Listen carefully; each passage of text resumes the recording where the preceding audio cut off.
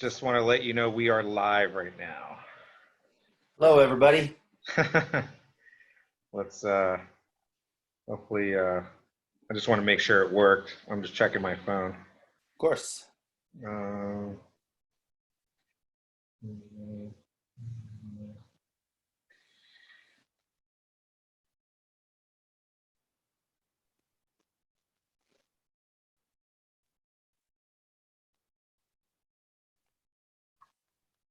all right, I think it worked.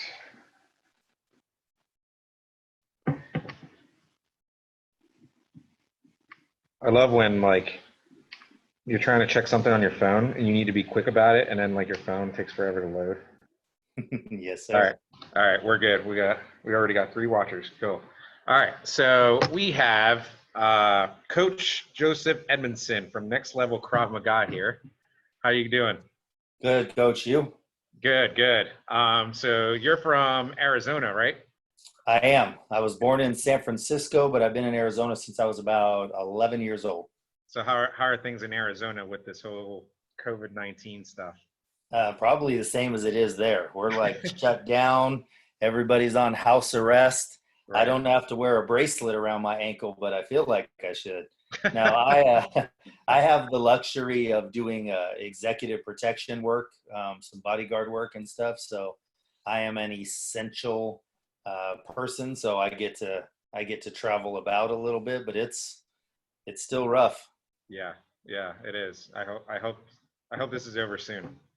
Me too. Um, I hope we bounce back quickly. I think even if it's over soon, you're still going to have some people that are very, skittish, skeptical, cautious about like injecting themselves back into society. right. So, the hoarders and stuff are right at home. Like the people that are, just there all the time, they're in their house. They're like, it's a normal day. I don't know what people are talking about. It Right. just takes longer to get their stuff online. Right. But for us that are out and about and doing things and teaching classes, like this is a death sentence. So we need it to end quickly. Yeah, I know. I'm definitely an extrovert. I'm not an introvert. So I'm going nuts right now. Yeah, I Uh, had a friend that had a Zoom happy hour. I'm like, you're all sitting around just drinking now, on a Zoom on a Zoom call. we, I they, did that they, last week actually. oh, there you go. Did you do a theme? They did everybody had to wear a hat. So No, no. now you got to wear a funny shirt or wear a hat. Like just change your themes up, make it interesting. I'll make sure to take note of that. So a little bit about you and your background. So you didn't always do Krav Maga, right? You done Taekwondo for many years and things like that. So why don't you give everybody a little background on your martial arts history? Sure. So my mom was a single mother. We grew up in the Bay Area in California, which wasn't the best area that we lived in, and my first name is not Joseph. That's my middle name. So my first name is Lauren, and even though it's spelled Loren and not Lauren, which is a female name, Right. kids in the early 1970s when I started going to school they couldn't spell anyway. They just knew Lauren wasn't a boy's name, and they wanted to tease me and stuff, which caused fights. So every day I would get in fights, and my mom just thought, wow, I heard this new martial art, which was called Taekwondo, is coming over, and it's supposed to create, discipline and respect in younger people. And she had a hard time controlling me. I guess I was a little rambunctious is the word that she used a lot, and she put me in martial arts. And instead of it, it had positive effects on me, but what it really did was just taught me how to fight a lot better. So the fights didn't take as long, but they still happened. Right. And it wasn't until I was a little bit older in my early teens that I realized, that it was really easy to hurt people. And I really didn't have a desire to do that. And it made me feel bad inside. So I started to focus and channel my energy in competition. So I went into competition. I lost quite a bit, and then I started winning, and then I won more, and then I won more. And by the time, I was in my early 20s, I was winning state championships, national championships, and Olympic Taekwondo. I didn't make the Olympic team, but that was my goal. So I was talking to a couple of friends of mine that were part of the West Coast demo team, West Coast Taekwondo demo team and stuff. And they're like, hey, if you want to get into movies and you want to get in magazines, then you need to compete in point fighting or full contact fighting. Like Olympic Taekwondo, nobody, Black Belt Magazine didn't really do write-ups on it and things like that. So I switched from Olympic style. The last year I won national championships, I switched to Olympic style, and from Olympic style to full contact. And I end up losing a little bit, and then I started winning. And within that same year, I won world championships in full contact. So I retired in 2005, I think, with 9 world championships in full contact and point fighting and 4 national championships in Olympic Taekwondo. Wow. And my goal of getting in Black Belt Magazine, I got there twice. So it was pretty exciting. Unlike our coach, Chris Casamassa, who's been on the cover, I just had like a little 2-page spread, but I was there. I did it. So he's like a big movie star and everything. So he is. Yeah, we love him. He's a personality, and we love that guy. Yeah. So that's kind of my background with that. When I couldn't do Taekwondo at the level that I wanted to, I started cross training in a lot of stuff. So I started doing BJJ in about 98, right around there, off and on. I took Muay Thai. I did, in order to be a champion fighter, I did boxing. I had coaches. So I just sought out the best people in what they did, and those are the ones that I worked in. I learned that from Ernie Reyes Sr., and like find the best people in their field and train with those people. So that's what I did, which developed my kind of learning environment, I guess, desire for learning multiple arts. My master instructor in Taekwondo, Grandmaster Dan K. Choi, was very much you can't do anything else while you're doing this. And in 93, when I opened up my own school, I started cross training a little bit, and then I stepped it up in 98, 97, 98, like I said. In 2005, when I retired, that's when I was like, oh, okay, let me start to combine these things. So when Krav Maga came over to the United States, it really wasn't popular. That was like the late 80s, and it really, it didn't gain any traction initially. Right. And in those early to mid 2000s, I had a friend that was doing Krav Maga, and him and I would train on our own. I would show him some stuff that I learned, and he would show me some stuff that he learned. And that kind of started to develop my love for Krav. But I didn't dive head first into Krav Maga until I cross-trained in it for about 8 years. And then in about 2014 is when I just said, that's it. I'm changing my programs. I'm changing my school. I'm going to be at Krav Maga school. And that's what I've been ever since. So that's an awesome story. It's a lot. I'm sorry. You thought it was just going to be like, 5 sentences, and I gave you that's 3 pages. No, that's good. I like learning about people's backgrounds. I didn't even know all that stuff about you. So all you got to do is read my bio on my website, brother. I'm just kidding. I don't like to read. Yeah, I don't tell people the whole first name thing. So whoever is on this webinar, or I'll come looking for you. You might, punch him in the nose or something. Yeah, I'm gonna come to train with you guys. So yeah. You don't want to be like, hey, Coach Lauren. I'll be like, excuse me.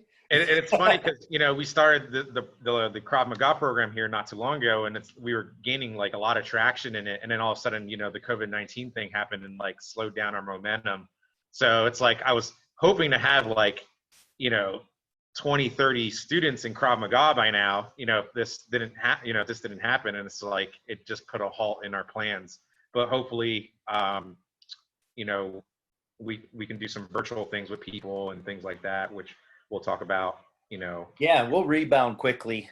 People are going to want to get out of the house. They're going to want to do stuff, and especially when you're starting out, that's small group training.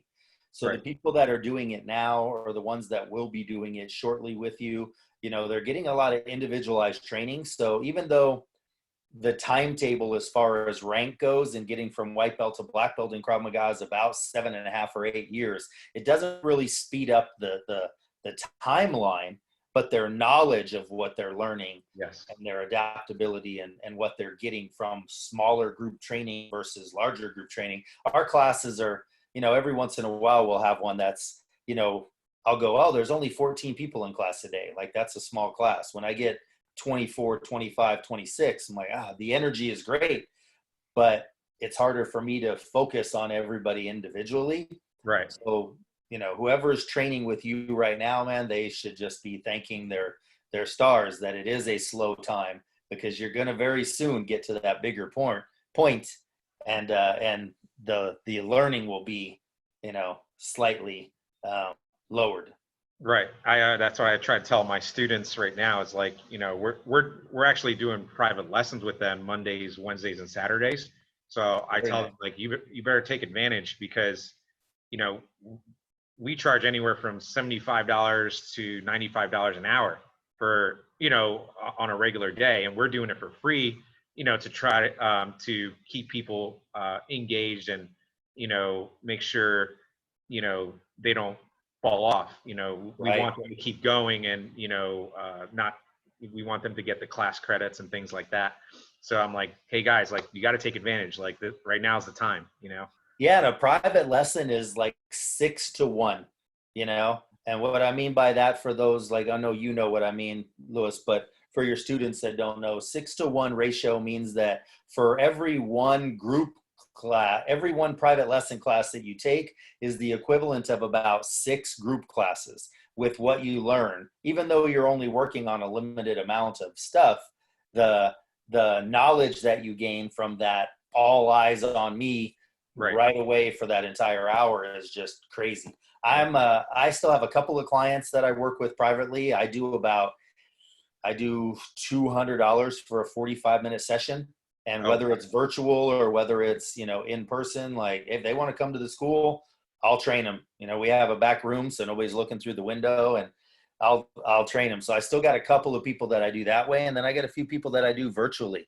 But for our students, we're doing 2 live classes a week, and we're doing 2 recorded classes a week. So if they have time to attend the live classes, that's great. But I also wanted to do the recorded classes, because then it's not part of the recording. If you're re-watching a live class, then you're seeing me as an instructor chat with the people on screen and correct movements and stuff. If you're watching a pre-recorded class, it's just boom, boom, boom, boom, boom. Right. So I did both. I'm giving them both. But you are a better man than me, man, for doing private lessons for your people. They got to really appreciate that. Yeah, man. I'm thinking maybe when this is all done, I need to raise my prices to $200. Well, when you've had 48 years of martial arts experience, world championships and stuff like that, like, by all means. In the meantime, just be a little bit lower than me, so I look like I have value. I probably won't change it. And sometimes I forget, like, because you look so young, so sometimes I forget, like, I don't want to, make you mad or anything, but I forget how much older you are than I am. So yeah, well, thank you. I appreciate that. Yeah, I try. I think that that training in martial arts, besides this gray on my face that my girlfriend makes me grow out because she loves the beard stuff, like, Jen, so she likes that. Outside of that, like, I looked very clean cut. I looked a lot younger, but I mean, I'm 52. I've been training in martial arts since I was 4. Wow. It's a lot of knowledge, a lot of experience. And, with that time, because you've been doing this, all your life too. And with that time comes a very unique ability to be able to recognize something and get the light bulb to come on for somebody very quickly. Where with newer coaches or people that haven't been doing it that long, they may not recognize those things. Right. And even if they do, they don't quite know how to come. They know like one way about it. Where Right. like 99 avenues into this one spot. So I say something and I see that it's not clicking, so I come at it from a different point of, a different avenue. And then it's not clicking, so let's come at it from here. And then one of those ways, boom, you see that light bulb go on and they got it. And that's, you pay for that. So when people call us for private lessons or students talk to us about privates, I always try to steer them to my coaches, especially if somebody's a beginner. I'm like, you don't need me. Right. Pay half as much. It's $100 an hour for, Coach Rob and Coach Justin and our 15 coaches that we've got. Like, they can help you through that. And sometimes people will say, oh, that's great, I'll just work with one of them.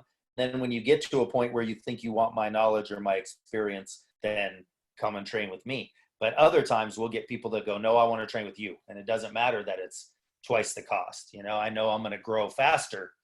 So I try to price it to where I don't have to do them. Right. Like, oh, what's my time worth? $200 an hour. Okay. If you want to pay it, I'll give it to you. Other than that, like, I would rather focus on the school and teaching the masses. Right. I train the coaches, they train the students. So in times when I get on the floor and I can actually train with my students, like they value that, they appreciate that. Right. I'm sure you do as well. Yeah, it's like anything else. I kind of compare it to cars because I'm a car guy. You have a Honda Civic and you have a BMW, right? They both get you from A to B, but a BMW is going to be more money, but from A to B, it's going to be a more fun ride and more luxurious ride. So I like that. Yeah, it's the same thing. I like that. We use the analogy for pricing at our school when people question. I charge a lot too, just like you. And when people question that, I say, you know what? Like, you eat, right?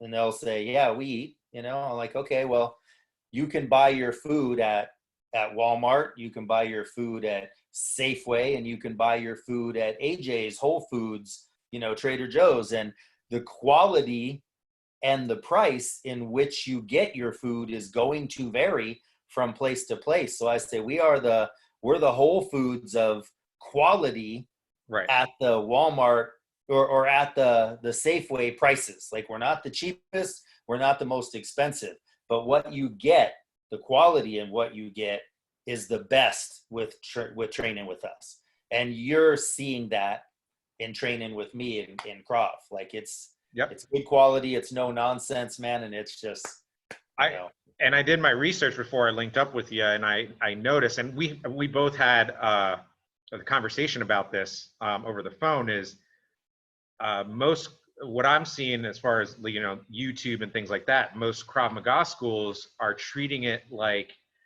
a kickboxing class, where they're just working out and striking things, and the striking is important, but I don't see a lot of actual self-defense, in these videos.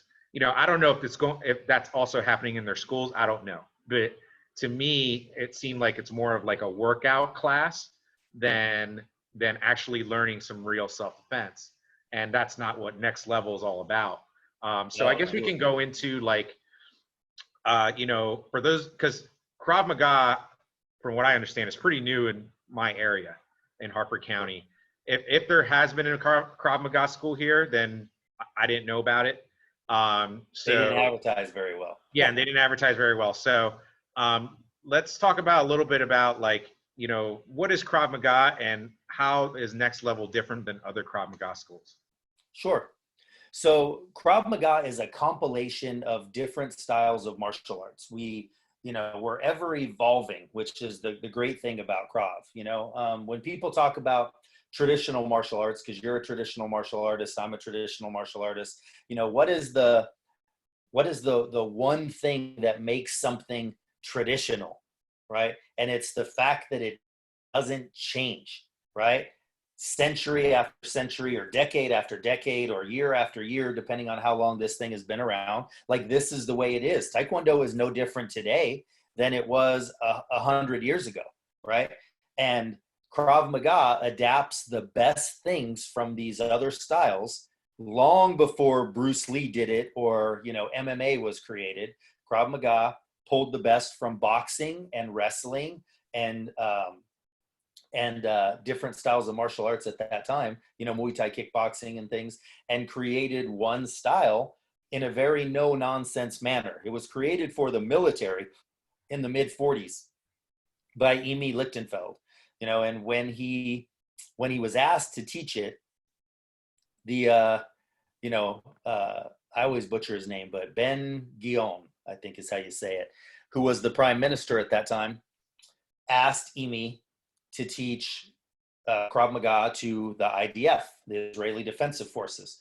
And, Emi said, okay, great, I can do that. And he's like, I want to get these soldiers ready for battle. And I wanted, to be practical self-defense. And I wanted to focus on, A, B, and C, which at that time, people were attacking with bayonets. So they had to worry about edged weapons. They had to worry about a gun, but they had helmets. They didn't have, full body armor and stuff like a lot of military does now.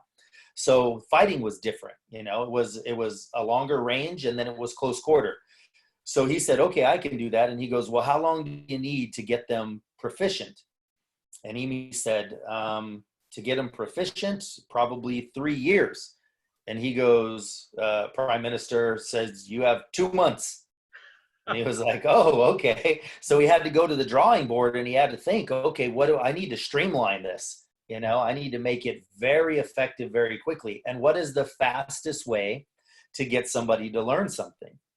Teach them based on how the body reacts naturally to what it is they would do in that situation anyway. Meaning somebody touches you on your shoulder from behind. What are you going to do? You're going to look over your shoulder. Right. That's what you're going to do. You're not going to, put your arm straight up in the air and spin around and you're going to look over your shoulder, and then you're going to adjust to it. So that's what Krav Maga does, is it takes the best of those styles and makes them one system. And like I said, it's ever changing. So Krav Maga today, for most systems, ours included, is not the same as it was when it was created. But there are some systems out there that still teach Krav Maga the way that it was taught exactly from Emi. When our bodies have changed and the way we adapt to changes, and the situations and environment has changed, the hostility in people is different now, safety is different in people. There are more weapons today than people use. The people didn't walk around the street with knives and guns, in the 40s or 50s or 60s like they do now. Arizona's an open carry. People have a gun, and if they don't have a gun, they have a knife. And if they don't have anything, assume that they have a gun or a knife. Right. This is the assumption. So in answer to your question, there are some systems that still teach very traditional forms of Krav Maga, and there are other systems that have evolved, right, and teach it in a more modern style, but they still do some techniques that are just, not the most practical. Right. And the easiest way to put this about how people train is that if you are a school owner and you know that there are more people that want to look good in a bathing suit than there are that want to defend themselves against a knife attack, you're making a smart business decision to make your school more cardio driven with a little bit of self-defense and calling it Krav Maga. That is not what we do. We're not appealing to the masses. We don't want 400 people in there punching like this. Right. And then, hey, coach, how am I doing? And coach is like, you're doing it great. Why? Because it's the easiest way to teach people, right? To stop and correct and teach things the right way and teach things that are practical and focus more on the self-defense is hard to do. But if you do it in the right way, you can give people a good workout that makes them lose weight. Coach Rob, that he's lost 40 pounds, I think, since he started Krav Maga a year and a half ago. Wow. And I have one of my coaches that lost over 100 pounds. And I've got people all the time that are 30, 40, 50 pounds. Some people that last little 10 pounds that it's hard to get, Krav Maga helps them get there. So it can help you with the benefits of health, but more important than anything else, it's about safety. And next level, we focus on the best way to do these techniques, no nonsense, legit, street proven, military, police, street fights. This is what we concentrate on, what is practical in those stages, and not like the big traditional blocks of Taekwondo or the punching from your waist of traditional martial arts. People fight differently. And if somebody if they find themselves in a fight, which hopefully you never have to get in, if you follow the 3 stages of self-defense, hopefully you can avoid that fight. But if you don't, and you find yourself in it, and you know martial arts, so you're winning, what is somebody looking to do if they're losing a fight? Like, everybody's watched the UFC. Everybody knows that, okay, he's kicking my butt standing up. I'm going to try to grab him and put him on his back. And now I have an advantage. Right. And you have to know how to do stand up, ground, multiple attacker, weapons, and there's just no system better than Krav Maga for those things. There's just not. And next level is the next level, right? As far as that training goes. I think one of the best things about Krav Maga, in my opinion, is that anyone can learn it. It doesn't matter how old you are or how young you are. Anybody can do it. Female, male, teenagers, kids, adults, it doesn't matter. It's so easy to learn. And because I do Ninpo or ninjutsu, right? We are a Ninpo or ninjutsu school. And it's very similar to Krav Maga. As soon as I started the curriculum and everything, I'm like, I think I was telling you, I'm like, I know all these techniques, these are the same things we do, but they're just different names, right? So, but one of the hardest things to teach people, in the Ninpo or ninjutsu is like the break falling and things like that, and like your rolls and things like that, because we do a lot of throwing, we do a lot of judo throwing and things like that, right? And that is like one of the hardest things to teach people. Like, I still have beginners now that have been with me for probably 6 months to a year, and they're still working on their rolls, but it's a necessity because we don't want them to get injured later when we start, throwing them around and things like that. With the Krav, it's like right away people can get it, you know what I mean? Like within the first few weeks or month, everybody learns differently, but it's so easy for anybody to learn. That's awesome that you mentioned fall breaks, because I get people that say that same thing a lot. And they're like, man, the way you teach a fall break, like, it makes it so simple. It's so easy. Yeah. And that's what I'm talking about, is that me personally, when I started coming up in martial arts, and I don't know if it was different for you, Lewis, but I mean, my master instructor, Grandmaster Choi, like, he didn't speak much English. So I really had to, and I was young, so I really had to watch what they do. And then I had to go home and kind of replay it in my head and figure out what is he actually trying to tell me, right? So by the time I started instructing, I really had a very good understanding of how to make something as simple as possible. And with the fall break, a lot of things that people miss is they just go right from standing up to falling down. Right. And it's like, okay, let's start at a lower level. Right, first of all. And then second of all, by the time we raise that level and we get comfortable with falling, now you understand, okay, there's different ways to fall from standing up. But my favorite way to teach it is take a step back with your left foot. Take a step back with your left foot, squat down and sit on the heel of your foot, and now fall from there. Are you comfortable? Yes, I'm comfortable. But it's not the same as if I was standing up. I'm like, were you standing up? They're like, yes. Like, did you fall break? They're like, yes. Like, okay, so why would we put our foot backwards? Like, why would we step first? We're not just falling from both feet together and bang, we fall. We're taking a step.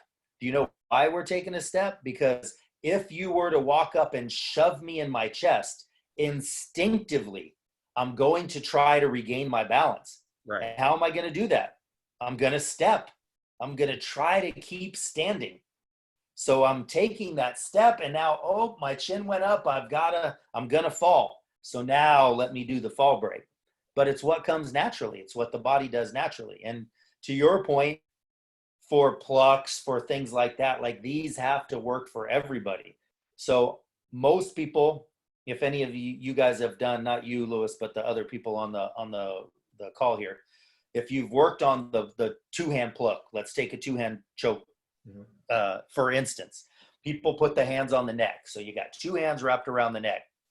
Instinctively, what are people going to do? So you see other systems, and they're swimming through, and they're trying to hit, or they're doing the praying position and up and trying to drop their weight, and all of this is well and good. In the perfect circumstances, those can work, right? But they don't work every time, all the time, and for everybody. And I can show you when I'm there. If we do a seminar sometime, I'll teach this so you'll see it. But the instinctive thing is hands come up, like you're going to touch the hands. The tough part about it now is once you touch the hands, most systems of Krav Maga teach grab the hands, lift and drop, right? Right. What is the problem with this? The problem is that you're a strong guy and I'm a strong guy, and this person's a strong woman, and he's maybe a strong kid, right? But it has to work for everybody, right? Not just the strong. So I'm 6'4", 225. If you put your hands on my neck, I can probably pull your hands off, give myself room to breathe, because it's strength, right? But when you do it our way, where you're not grabbing, you're crossing, and now you're exploding, you're using your lats and your delts to do the work, not your biceps and your triceps. Right. So it will work for anybody, no matter strength or size, if they're doing it that right way, because they're using the bigger muscle group in their body versus the smaller muscle group. Right. So it's little things like that that separate us from other people, even other Krav Maga systems. I came from Alpha Krav Maga, which is recognized as like one of the hardest, meaning like, they train hard, but their stuff is legit. And, my coach was amazing. And I took what I learned from him and just tried to find ways to make it more applicable for the way I train. And this is where we're at with Next Level. Yeah, that's I like what you said there, that even though you went through the alpha system or whatever, you are still adapting to different things. Like you're always evolving and changing and things like that. And I think that's the key for any type of martial art, is that you can't be stuck in, whatever time it was. Like people literally still think like we dress up as ninjas and climb roofs and things like that. We don't do that stuff. You know what I mean? Like we do a lot of grappling, we do a lot of judo, we do, and then we added the Krav now. So like, I feel like we have overall, like we have like the best system of martial arts in this building right now. Yeah. If you're doing jiu-jitsu, we do Krav Maga and jiu-jitsu. Right. Those are the two most practical self-defense systems on the planet, and B, they're the two most popular self-defense systems on the planet. So ninjutsu, like you're doing your ground, you're doing your stand-up, you've got your Krav, which now adds in weapons and multiple attackers and some better ways to do some things. Like you've got it on lock. Right. Side note, man, like as a ninja, are you finally like everybody's walking around with masks on and you're like family? Like, yeah. No, I don't have to hide. We can just walk down the street in the daylight. Yeah, I'm waiting for when they tell us that we can walk around with swords, because they possibly take our guns away or something. I don't know, but yeah. Hey Louis, hang on 1 second. My battery's going low. I want to plug it in real quick. No problem. 1 sec.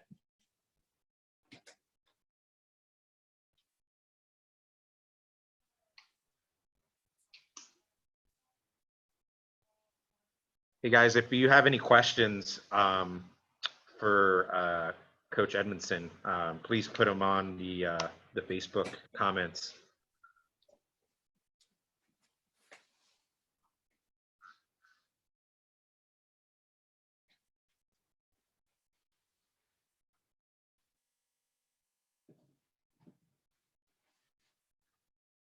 I think we caught it in time before it just died. Did you get to? So I don't know about your laptop, but my computer or whatever, like if it gets to 10%, it like dies in like a minute. Yeah, it's crazy, isn't it? Mine, it hits like 12 and then it's just done. Boom, it just shuts down.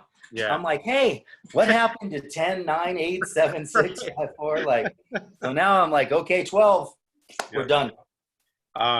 So you do you're a bodyguard and things like that. And have you ever had to use Krav in like real life situations? Like you ever were in a dangerous situation, and how to use the Krav system? On the job, yes, several times. Do you have any good stories? I used to do bouncing in clubs in New York City. I trained staffs for clubs. I've trained police officers and stuff. And, that the biggest compliment I get is with law enforcement. I had this lady, Brandy, who I trained, and she was with the sheriff's department out here, and she was on the drug team. And now, she's moved up. So she's a high up now, and she's awesome, strong girl. And she would come in and she would be like, Coach, I got in 3 scraps last night, and all I got is this little scratch on my hand. Like, I love Krav Maga.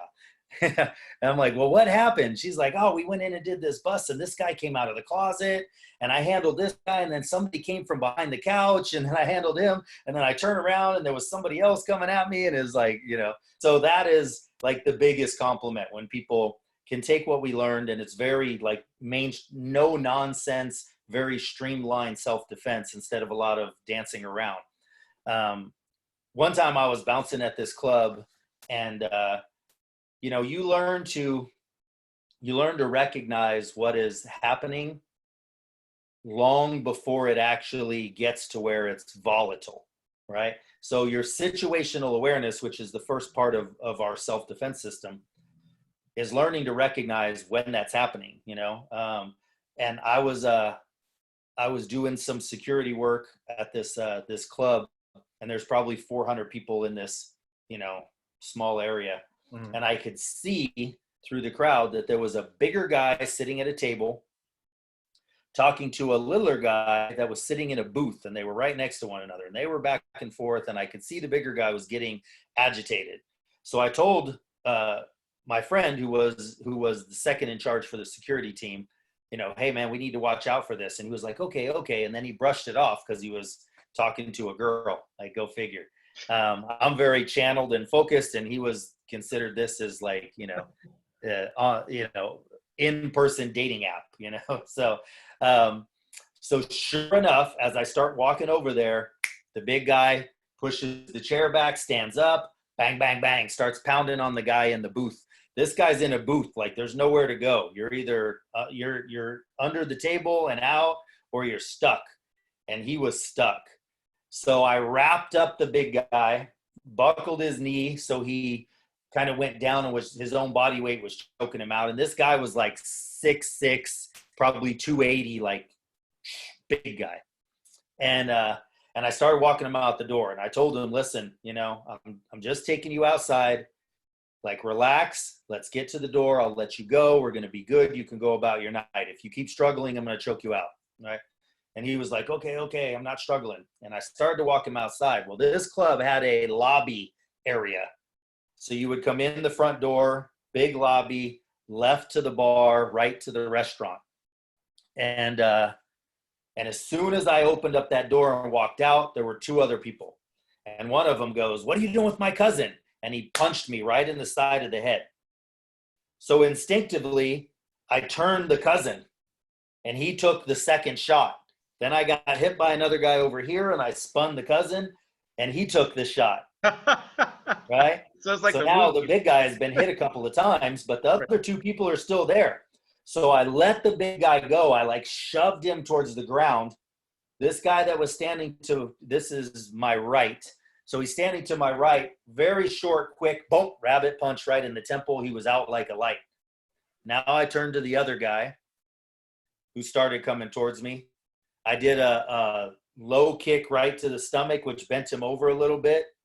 I lifted him up with the knee to the face, elbow to the face, and then when he dropped, a couple of rabbit punches, and I turned around real quick. The 4th guy ran. He took off out the door, right? And I went to the bigger guy real quick, who was now standing, and I put my hand on his chest, and I lifted my arm, and he's like, I didn't do nothing. And this guy was a house, like block the sun when you walk, that big. So when the police officer, now all the other security's coming out because there's, a fight in the lobby, and it was 4-on-1, so very unfair. But Krav Maga, like this guy broke my chain. Like, I don't know what I was doing wearing a chain. I thought I was like, John Travolta or something. I don't know. I had a chain on, but he broke my chain, and that was what I was pissed about. I wasn't pissed that I got hit. I was pissed that this guy broke my chain, you know? Right. So it's That was funny. the worst. That was the worst that happened. That was the worst that happened. But the guy that I knocked out right away, and I'm not bragging, guys, by any means. I'm just telling you, like, this stuff works.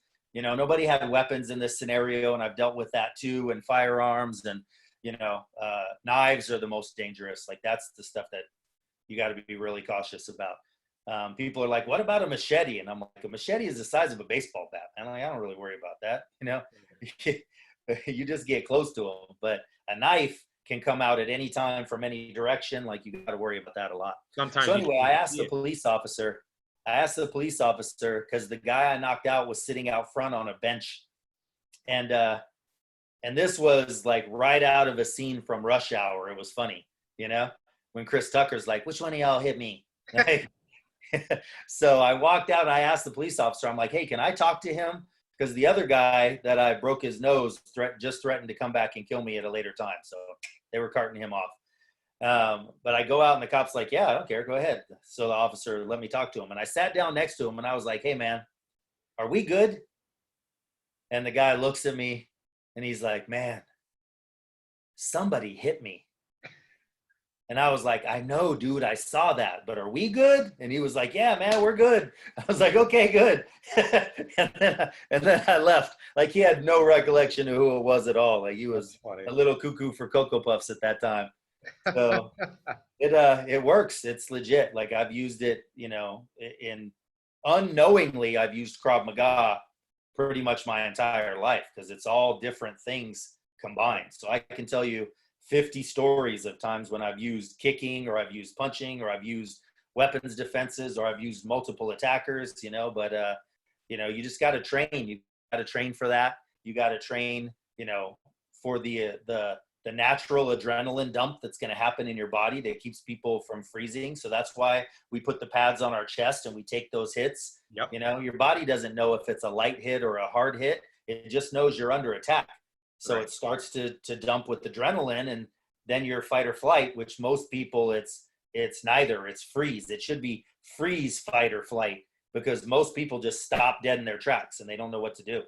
You know, so you train for that. Your brain paints pictures, right? It's like a little Rolodex of pictures in your head. And now when you see something, somebody pulls a gun on me, right?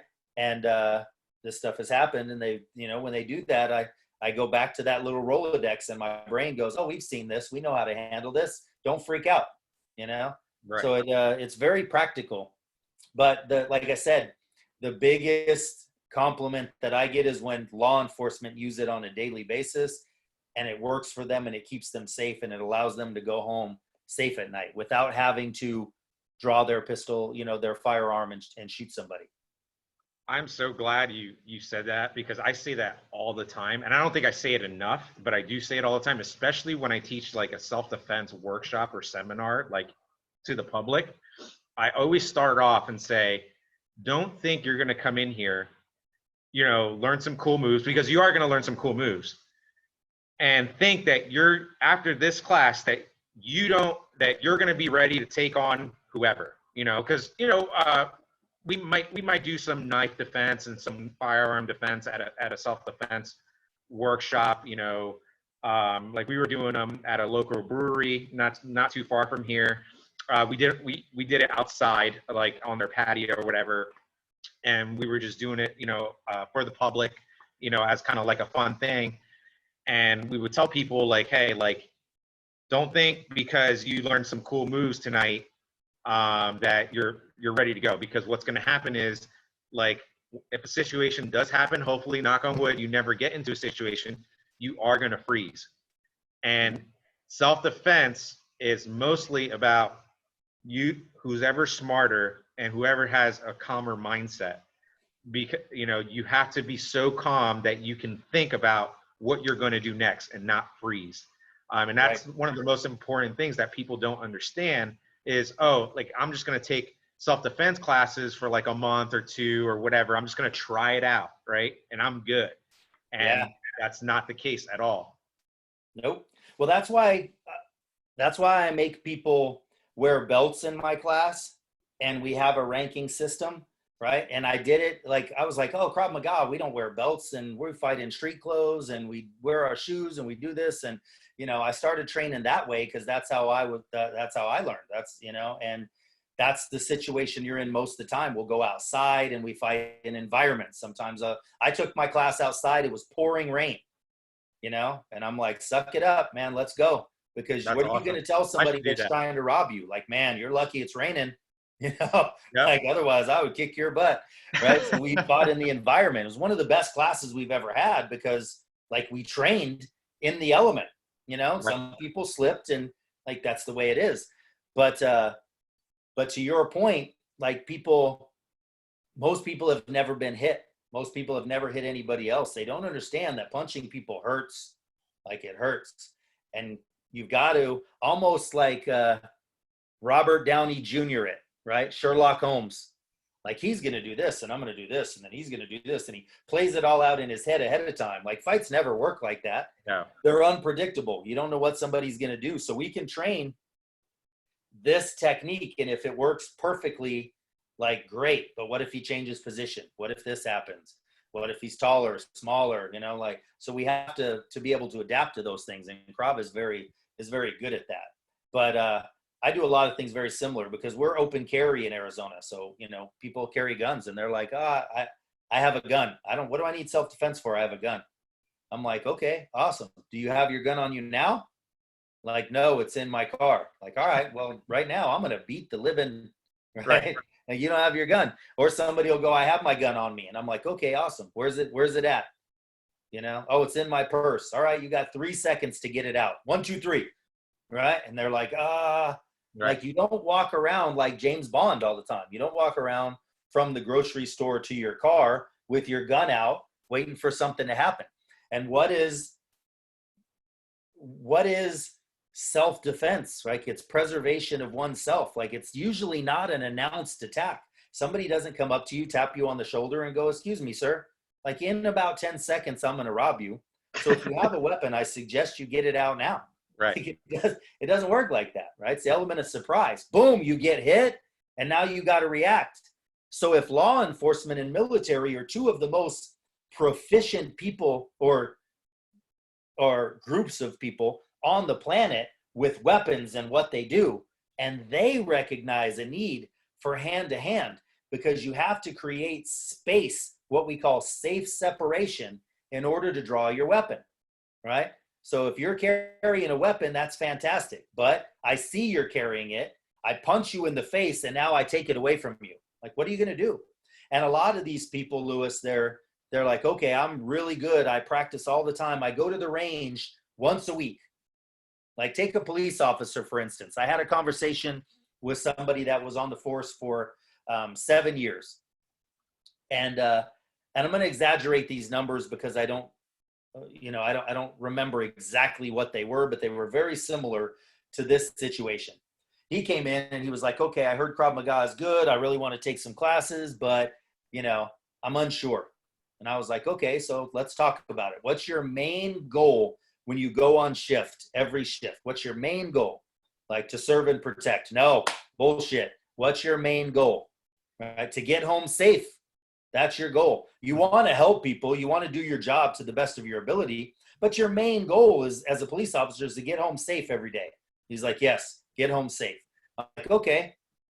So in order to do that, like, what do you need to know? Well, I need to know how to shoot. Like, I need to know how to fight. Okay, let's look at that. How often do you go to the range? I go to the range once a week. This guy was a fanatic. I go to the range once a week, sometimes several times a week. I'm like, awesome. That's great, right? How often do you draw your weapon in the line of fire? He's like, I probably draw my weapon, you know, in the whole time I've been on the force. I'm like, yeah. And he's like, I've probably drawn my weapon a dozen times. I'm like, okay. How many times have you fired your weapon in the line of duty? Maybe it was like 15 or 20.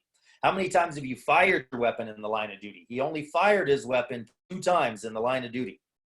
Right? This I remember distinctively 2 times. I'm like, okay, so you've drawn your weapon 20 times. You fired your weapon in the line of duty 3 times, 2 times or 3 times. but you go to the range every single week and you train how to shoot. He's like, yeah. I said, how often do you get in what we call hands-on situations, aggressive situations, like when they scrap with somebody or when they've got to control them, right? How often does that happen? Sometimes several times a shift, right? Okay. How often do you train for that element? We do defensive tactics training once a year. I'm like, do you train outside of the defensive tactics training? Like, no. Well, here's the lopsidedness of what you're doing. Right. You train to shoot every week, but you rarely ever draw your gun and you've barely ever fired your weapon, but you scrap almost daily and you're not training and getting better at the tools that keep you doing that. And a lot of times they feel like, well, I've been okay so far. It's like the person going, oh man, I've never run out of gas. Like I put gas in my car all the time. But when you run out of gas, you're like, oh my God, why didn't I put gas in my car, right? Putting gas in your car is preventative maintenance. Self-defense is preventative maintenance. Look at it like swimming, right? You either know how to swim or you don't. And should you fall in the water, one is going to save your life and the other could potentially cost you it. Self-defense is the same way, man. You either know how to fight or you don't. And you're either prepared for these different situations or you're not. And people walk around in this bubble thinking nothing's ever going to happen to them, when the reality is, in today's world, there are 1 million home invasions a year. Like it's happening to people that don't think it's ever going to happen to them, and it happens, right? People, like a physical assault happens every 7 seconds in the United States, yet 2/3 of physical assaults go unreported. So what really is the number? This is happening to people every day, right? I want to brush my teeth while they're in my mouth, not while they're on the table, right? It's preventative maintenance. So I train hoping that I'll never need what I learned. But should I need it, it's better to have the tools and not need them than need them and not have them. Sun Tzu said it best: better to be a warrior in a garden than a gardener in a war, right? So when people train for a workshop and they think, man, I learned some good skills, like, okay, 6 months from now, what do you think you're going to remember? Nothing. And now add the adrenaline dump, the situation. Maybe you have people that you want to protect and this person has a weapon, and everything you learned went out the window unless you train it every single day. Yeah. Like how long, Lewis, does it take you to tie your shoes right now? Like 2 seconds, not even. Right? How long did it take you when you first learned how to tie your shoes? Probably 20 minutes, you know. Probably 20 minutes, right? Oh man. I'm a slow learner. String and a loop and it go under and draw the rabbit through the hole and like all this stuff, right? But now, no thought. How long did it take us when we first learned to sign our name? Like it took us forever, right? The J to the O to, right? Now, whoop, scribble. Why? We've done it 1 million times. That's where we want to be with self-defense. You want to train long enough that it is instinctual regardless of the situation, understanding that in an adrenaline situation, in a stressful situation, 75% of technique goes out the window, right? So your technique has to be so good that it still works when 75% of it is gone. Right. And that's why we train self-defense. So get out of your bubble, people, and go into the studio and train. Or train virtually online right now, so you're still getting something. You're going to learn, you're going to grow. You're going to see a lot of the same techniques in various situations over and over. I call them same lady, different dress. That's what my coach used to say. Like a front kick is a front kick is a front kick, but there's 50 different ways that we can disguise a front kick to make it fun for class, right? Same lady, different dress, right? So we're still doing these techniques over and over and over again to drill them into your head that instinctually my hands are going to come up. But if I'm following the 3 facets of self-defense, which my 3 facets are situational awareness, recognize what's going on around you, remove yourself from that situation if at all possible. If I cannot, if the first one fails, now I go to verbal de-escalation, conflict resolution. I'm trying to talk my way out of the situation, right? And if that fails, now I've got to use the physical tools to defend myself. But if I follow the first two, most of the time, I never see the third, right? The third is the unexpected. I didn't know it was going to happen this way. The guy just punched you in the head. Now what do you do? Right. There's two of them. What do you do? One's got a weapon. What do you do? Right. And I couldn't put it better myself, man. That's some good stuff, because you pretty much say the same stuff I do. So it's great to hear somebody else say it. There we go. We do have a couple questions from our viewers. Awesome.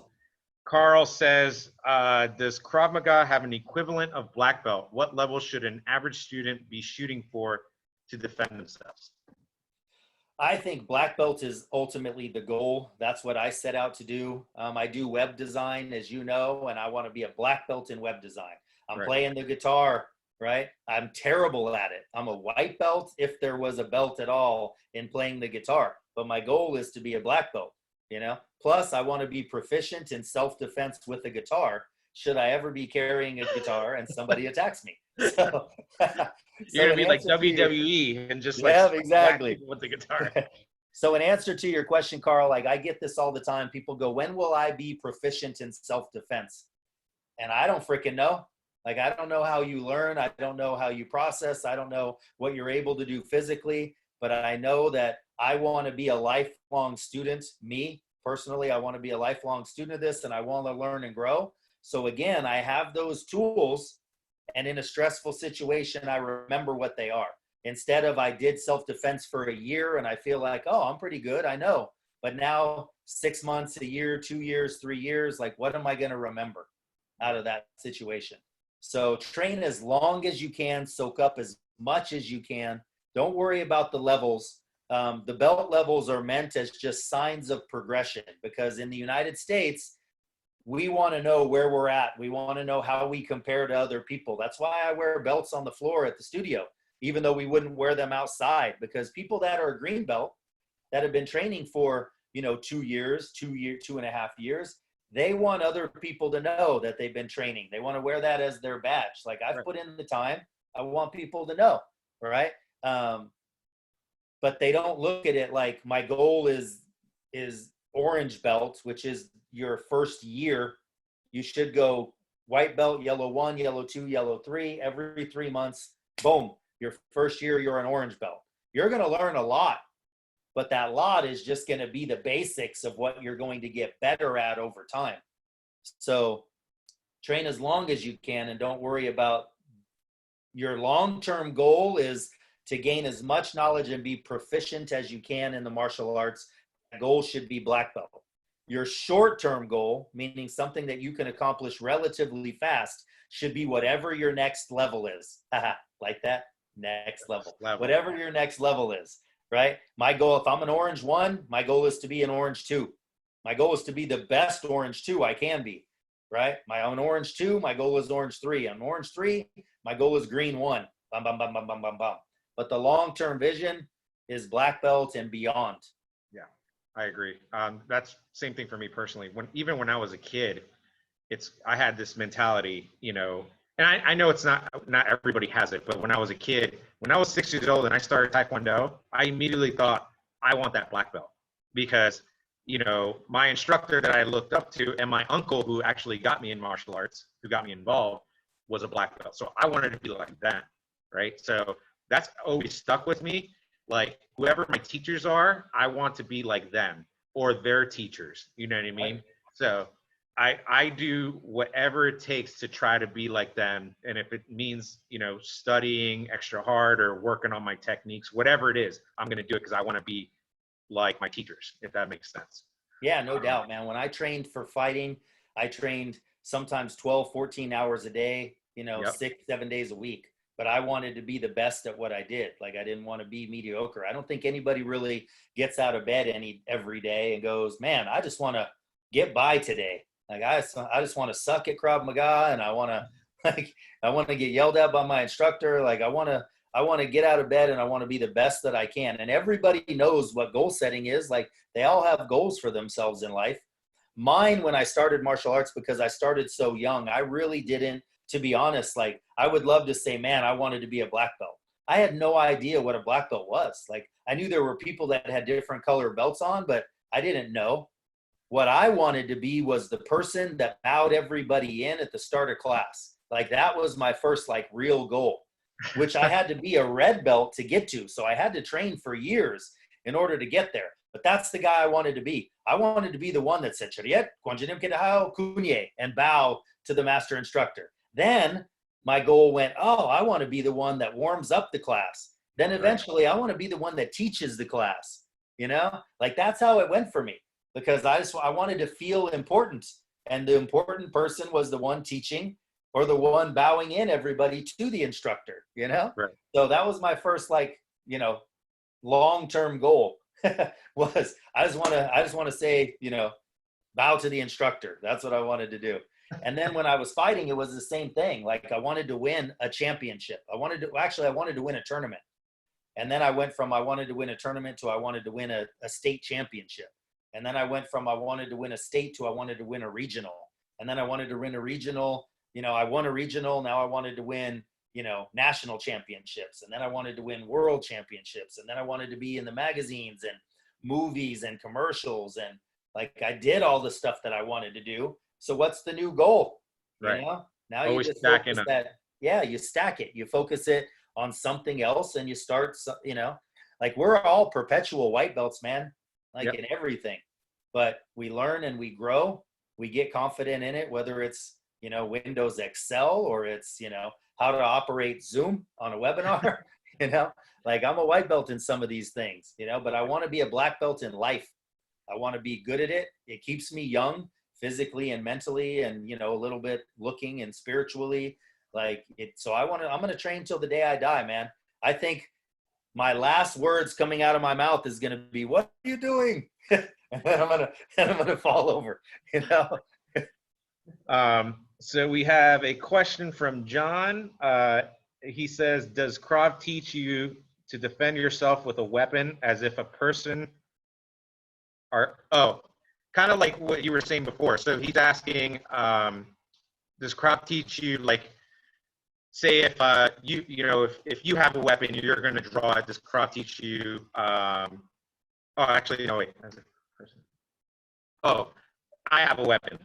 You're attacking me. So say I have a firearm, and you punch me in the face. I don't realize that you sucker punch me. He's asking, does Krav Maga teach those types of scenarios? Yes. So this is a two-sided question. One side is, first of all, I'm never going to sucker punch you because I'm a martial artist and I'm humble, right? Second is, like, I carry a gun on me all the time, but my last, like, I should have it on me now. Even sometimes when I'm in the house, I have several firearms placed throughout my house because, if somebody comes in my door with a weapon, like, they kick in my door and here they are, man, it's a home invasion. I'm not going to go, wait a second, right?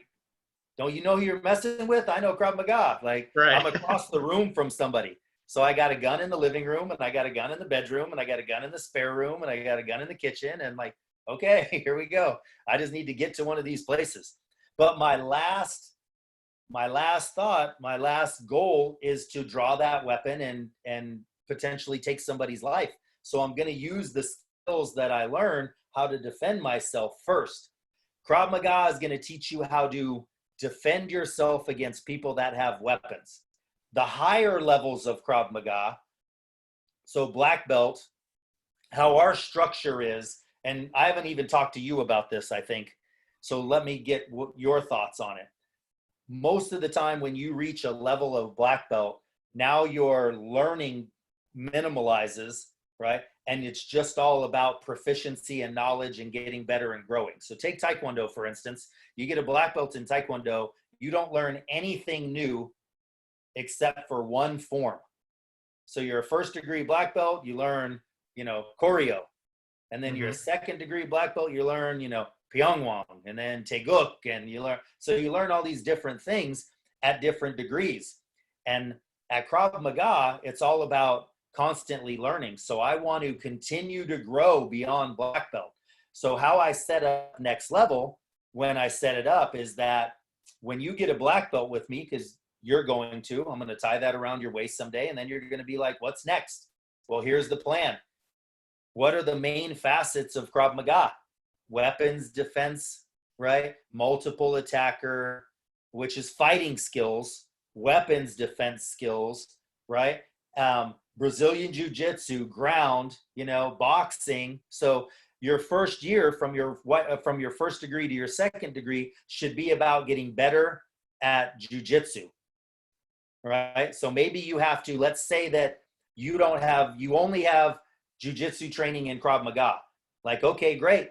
Now, in order to get your second degree with me, you're going to need to be a blue belt in Jiu-Jitsu.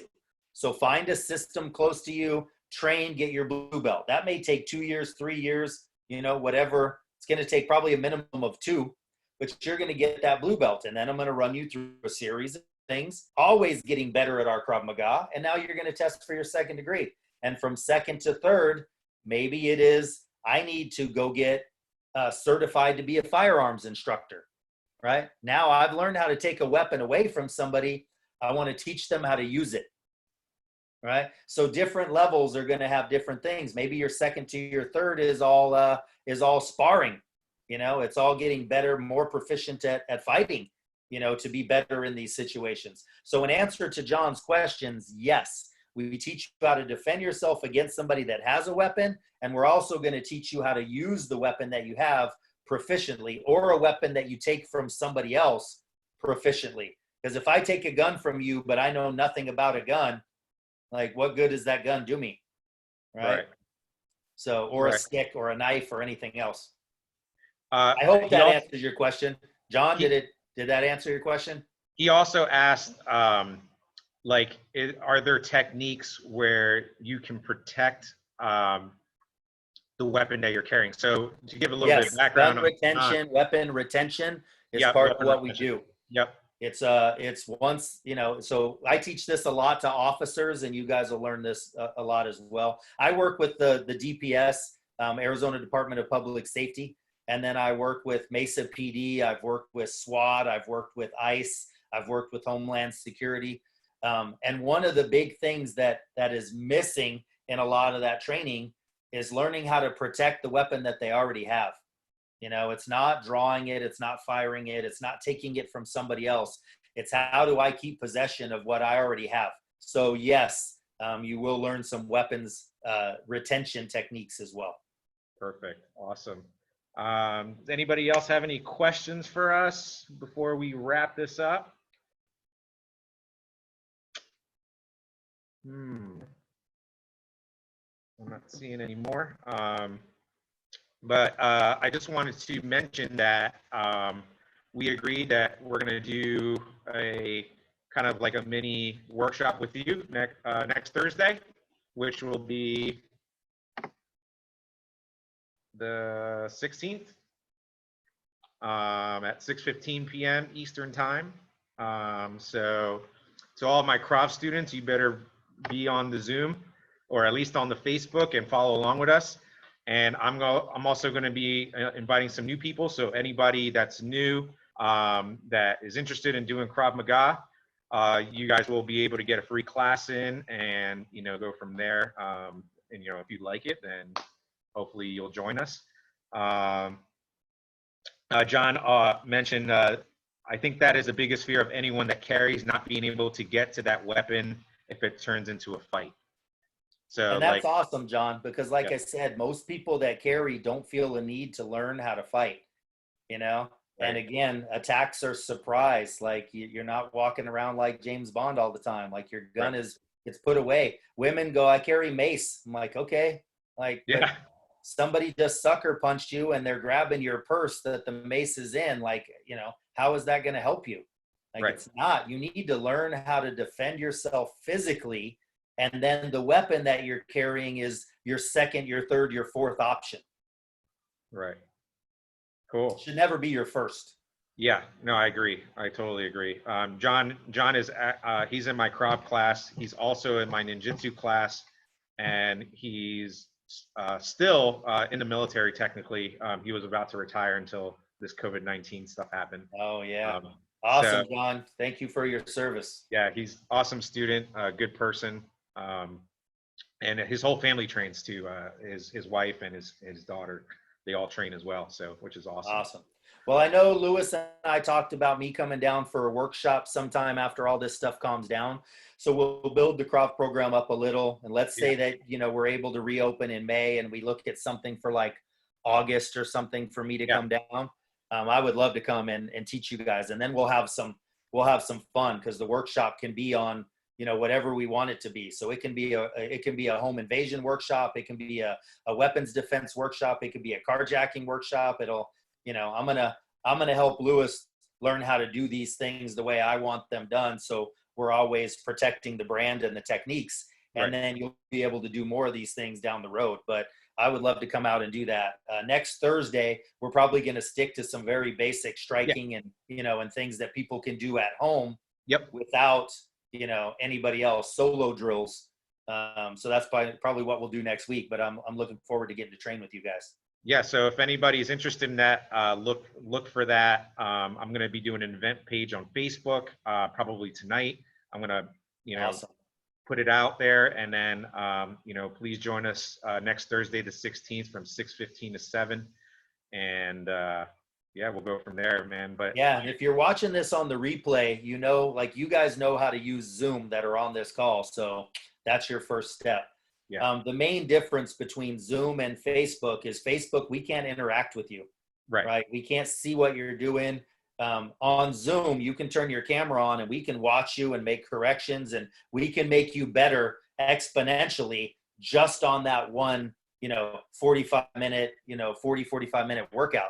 Where if you're on Facebook, you're seeing us doing it, and maybe you're able to mimic it on your end, but there's nobody telling you, you know, if you're doing it incorrectly. So try to be on Zoom if you can.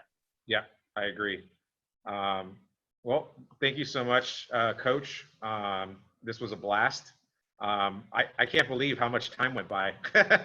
I keep no clocks in this room. Otherwise, I'd always be looking probably at been talking for an hour and a half now. Oh, man, dude. Yeah. Well, thank you so much for having me, guys. I'm sorry I'm long-winded.